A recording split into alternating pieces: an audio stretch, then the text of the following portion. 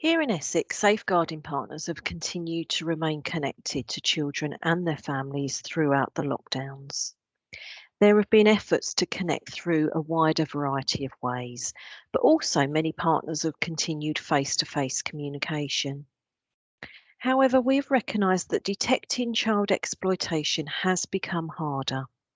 Like everyone, exploiters have adapted to COVID restrictions too. Exploitation of children has moved more online. It has become more hidden in private addresses and is more local. So, as children's worlds narrow, they have fewer escape routes. Increased vulnerabilities for all families mean children could be facing more push pull factors, making them easier to exploit. The exploitation of children since the start of the pandemic has not reduced, it's just changed.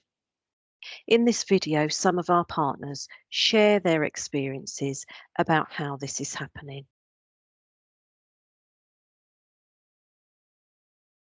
Cannabis debt has been on the increase and is another method that is being used by gangs to entrap young people and adults into running and supplying Class A drugs in order to pay back a never-ending debt. When we are seeing young people using cannabis, this should be explored as to who and where it has come from and whether they have an understanding that there is the risk of them having to pay back for what they use and the consequences of having that debt. Gang nominals have and are more than likely still posing as key workers in a bid to avoid detection from the authorities, and in particular as delivery drivers. Would you look at a delivery driver and actually wonder if they are delivering drugs rather than a pizza? Gangs have also been forced into targeting more vulnerable people with the focus of cuckooing their properties.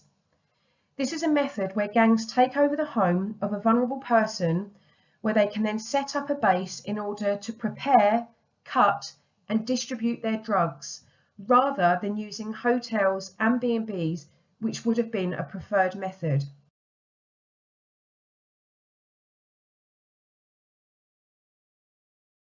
We are aware that it's much harder to spot and disrupt threats of online activities around exploitation, rather than seeing the usual changing threats and contexts such as our parks, high streets and in our neighbourhoods.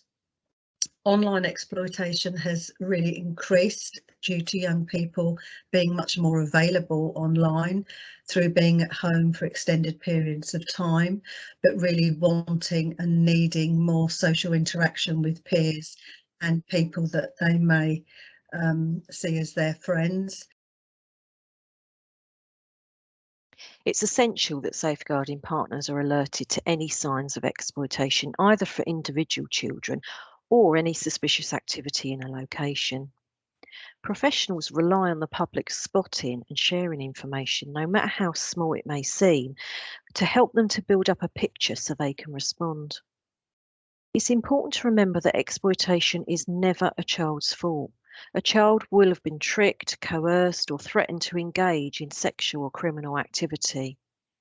If we want to increase safety in our community and drive away those who try and exploit children, we must stop thinking children are making a choice and focus our efforts on those controlling them. We also need to challenge our perception of what an exploitation victim looks like and realise we may be seeing exploited children when we're out and about on public transport, in leisure and retail venues, and at hotels.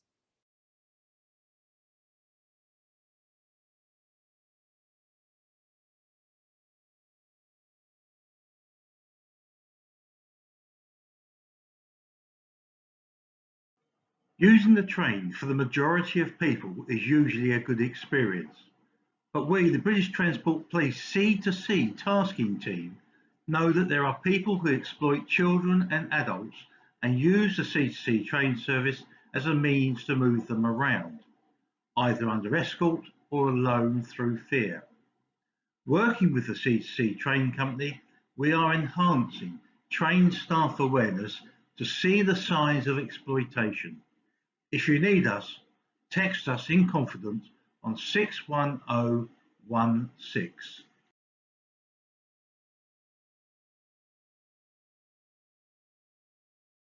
It can sometimes be assumed that girls are subject to sexual exploitation and that boys are at risk of being criminally exploited.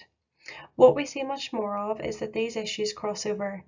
Where we may have boys who are being criminally exploited, there are elements of sexual exploitation within that by way of what they may be being forced to conceal, how they may be being searched, or what they may be being forced to do. Similarly, for girls, we know that girls can be criminally exploited in the same way that boys are, and that we also see cases where they may be asked by boys they know or consider themselves to be in a relationship with to carry or hold things for them that equally are involved in criminal dealings.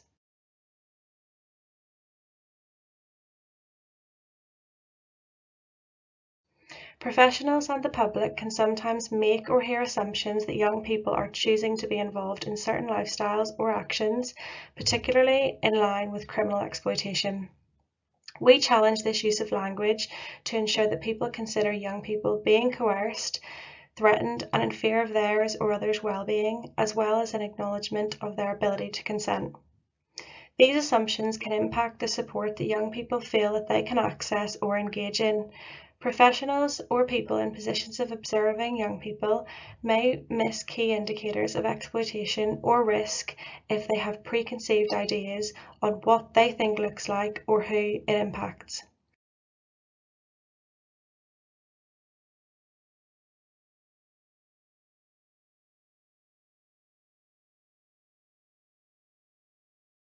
School nurses also hold drop-in sessions for young people in secondary schools and for parents and younger children in our family hubs.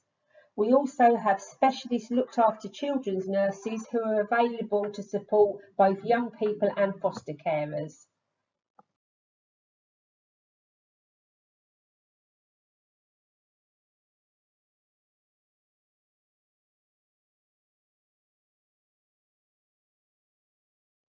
Essex Child and Family Wellbeing Service have child exploitation or CE champions in each part of Essex we cover. All staff receive training in CE. We have clear links with our partner agencies and schools can refer directly to school nurses.